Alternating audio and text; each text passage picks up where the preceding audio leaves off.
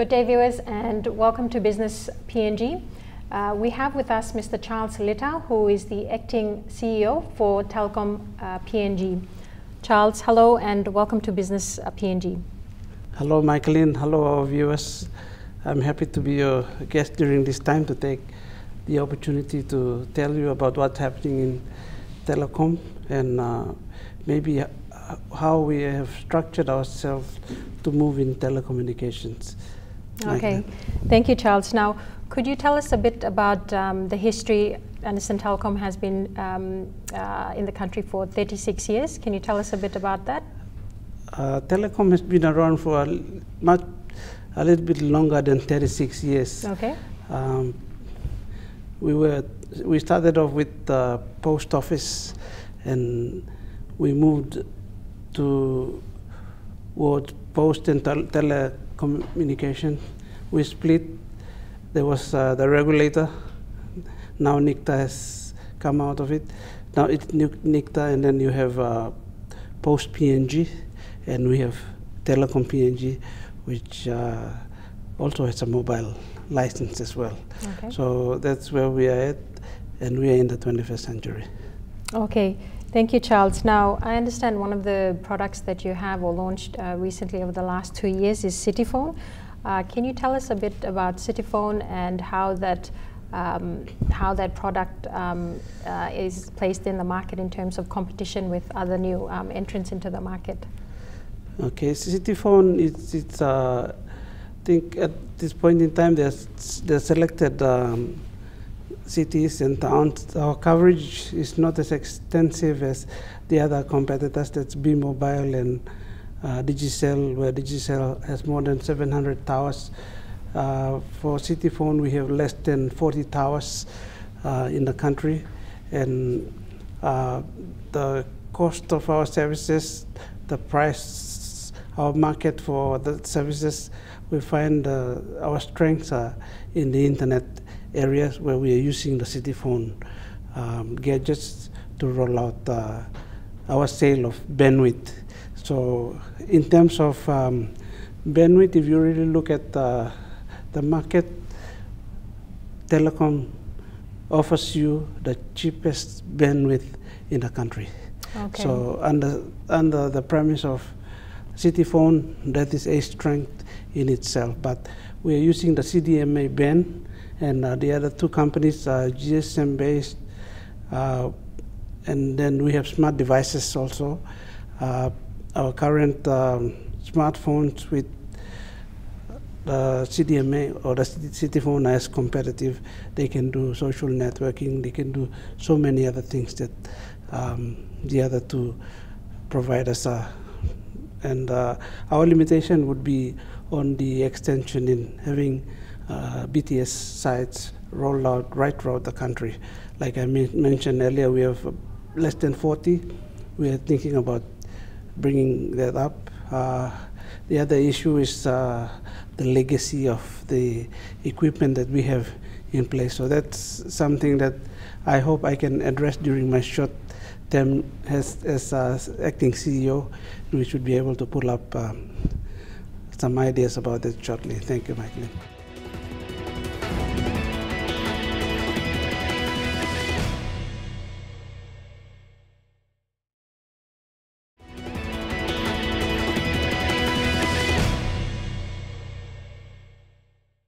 Okay, we talked a bit about the CityPhone.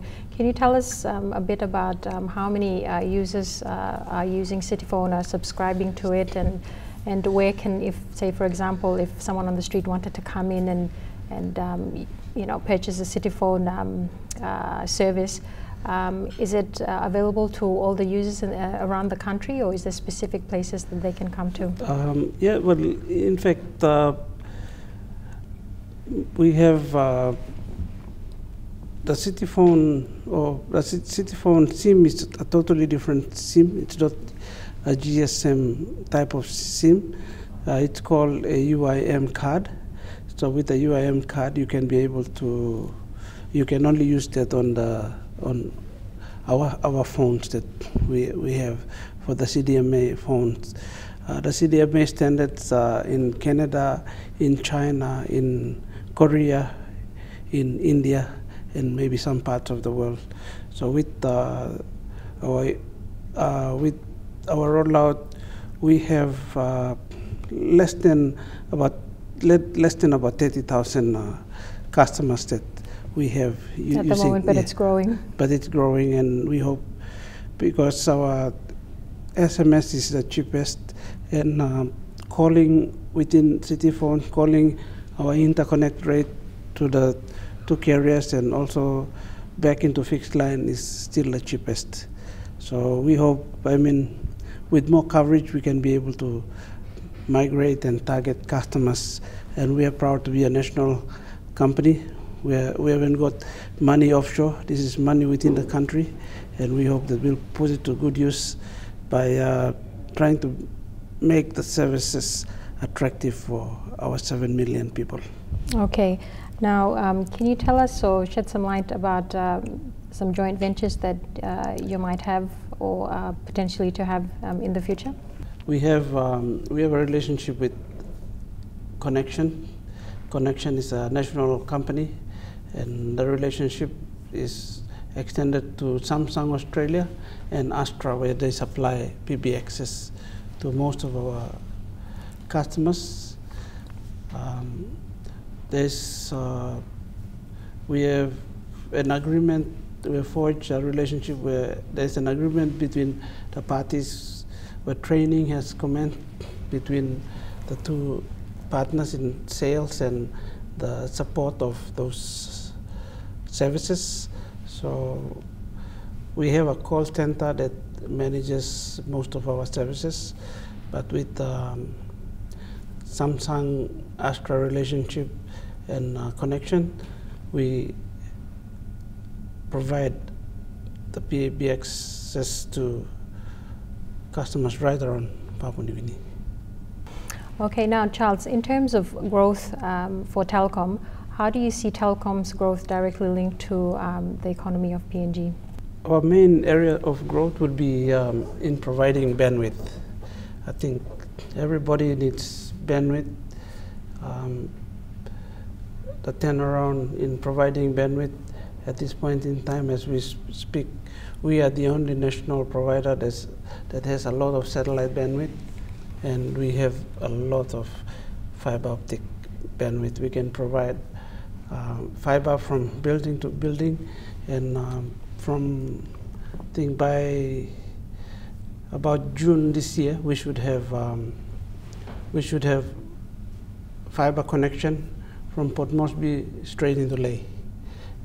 So that covers our fiber connection from Sydney to Medang, Medang to Guam. In a way, we are able to provide bandwidth on demand to a lot of those areas. We realize now that the banks are coming back to us. They want bandwidth. The universities are coming back to us. They want bandwidth. And we have to move forward in that area to provide real-time bandwidth on internet protocols. Okay. Well, Charles, thank you for joining Business PNG, and we wish you a successful 2012. My pleasure.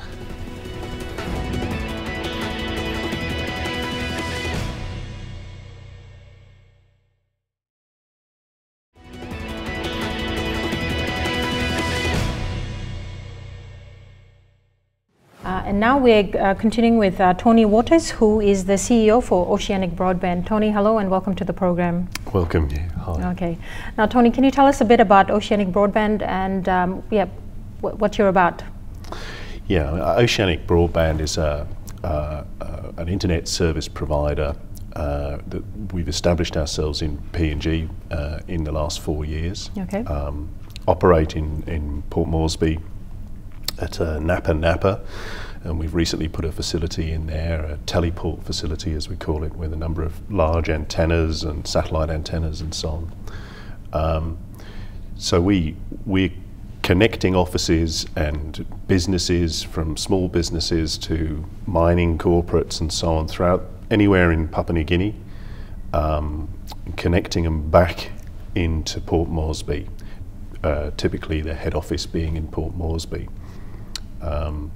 and providing internet and private network facilities for those companies, and giving them the best possible rate that we can give them because of the competitive nature now, which is good for PNG. That's come into being.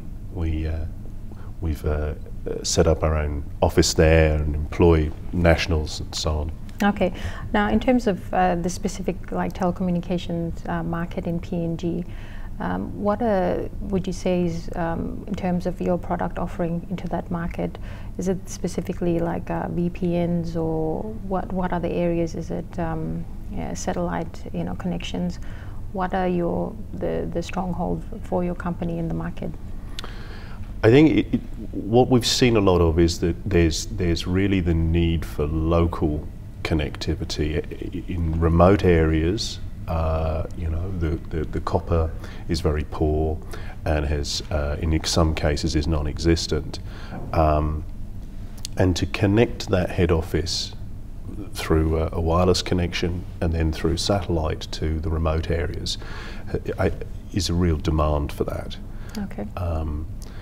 In addition, we're offering other services over the satellite network, such as voice communications between offices, yeah, and TV for remote areas. Okay. So your major clients at the moment, as you mentioned, is resource sector companies. Will that remain the focus, or are you looking at other sectors or other industry to supply to or to service? It's a combination of resource sector, but it's also NGOs. We connect a lot of NGOs, not-for-profit organisations, but that doesn't mean that that's any. Those are our entire focus. We're focused on small businesses that maybe just need a satellite dish for internet, or an office in Port Moresby that may want a wireless connection. Sure. So it's primarily businesses, but it's the best value that we see at the moment to bringing that service into Papua New Guinea.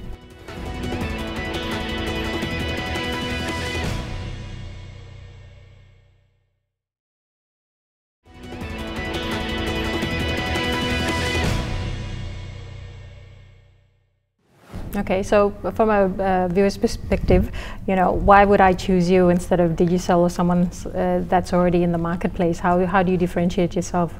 Now, that's a good question. And well, we offer a service that is unlimited use.